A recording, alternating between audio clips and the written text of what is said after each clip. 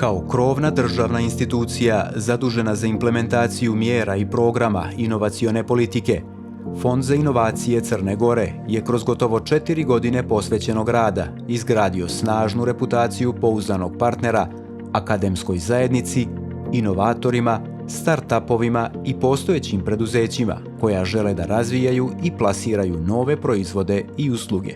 I pored snažne državne podrške, mnogi start-upovi se i dalje suočavaju sa izazovima koji ograničavaju njihov rast i tržišnu održivost. Često uspješno razviju prototip i validiraju svoje ideje u okviru podrške fonda, ali im nedostaju sredstva za proizvodnju, skaliranje i ulazak na veća tržišta. Iz tog razloga, fond će kroz međunarodni tender izabrati partnera za kreiranje programa regionalnog akceleratora za održivost i vještačku inteligenciju. Osim što će privući inovativne kompanije iz regiona koje bi nastavile svoj dalji razvoj u Crnoj Gori, akcelerator će startupovima omogućiti treninge, saradnju sa međunarodnim mentorima, pristup globalnim investitorima i tržištima, kao i povezivanje sa ključnim akterima u industriji. Na taj način se prevazilazi izazov nedostatka finansiranja za prelazak iz razvoja u tržišnu fazu, a koji trenutno otežava rast domaćih inovativnih kompanija. Kako bi se podstakle institucije javnog sektora da koriste savremene tehnologije za unapređenje pružanja usluga i efikasnosti poslovanja, fond je osmislio program GovTech. Njegov cilj je da se podstakne saradnja između javnog sektora i inovativnih kompanija i ponudi modernizacija najmanje 10 usluga javnog sektora u toku jedne godine. Ovaj program realizovat će se prema internim procedurama fonda i imat će 2 faze.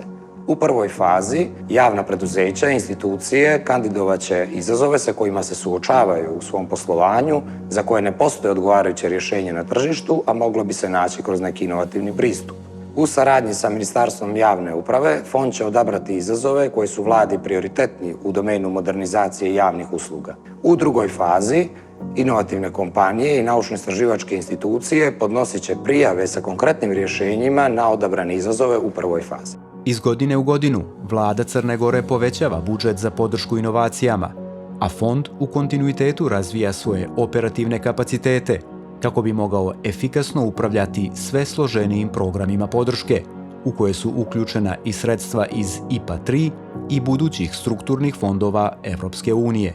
U kontekstu predstojećeg pristupanja Evropskoj uniji, kada će domaćim inovativnim kompanijama postati dostupna značajno veća sredstva iz evropskih strukturnih i investicionih fondova, ključno je u kontinuitetu povećavati sredstva iz budžeta. Na taj način, inovativne kompanije će iskoristiti priliku da razvijaju svoje projekte kako bi na najbolji način dočekale EU fondove i maksimalno iskoristile benefite za svoj rast, tehnološki razvoj i konkurentnost na međunarodnom tržištu.